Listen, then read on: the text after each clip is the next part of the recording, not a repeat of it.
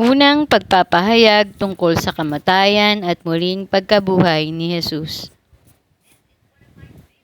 Mula noon, itinuro ni Jesus sa mga alagad ang mangyayari sa kanya. Sinabi niya, ang anak ng tao ay kailangang magdanas na matinding hirap. Siya ay itatakwil ng mga pinuno ng bayan, ng mga punong pari at ng mga tagapagturo ng kautusan. Siya ay ipapapatay ngunit muling mabubuhay sa ikatlong araw.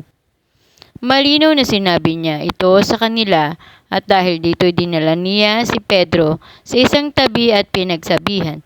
Ngunit tumalikod si Jesus, tumingin sa mga alagad at sinabi kay Pedro, "Umalis ka sa harap ko, Satanas. Ang iniisip mo'y hindi galing sa Diyos kundi sa tao." Pinalapit ni Jesus ang mga tao at ang kanyang mga alagad at sinabi sa kanila, "Ang sino mang nagnanais sumunod sa akin ay dapat itakwil ang kanyang sarili, pasanin ang kanyang krus at sumunod sa akin. Ang sino mang nagnanais na maligtas ng kanyang buhay ay mawawalan nito. Ngunit ang mawala ng kanyang buhay alang-alang sa akin at sa magandang balita ay magkakamit nito. Sapagkat ano ba ang mapapala ng isang tao, makamtan man niya ang buong daigdig, ngunit mapapahamak naman ang kanyang sarili?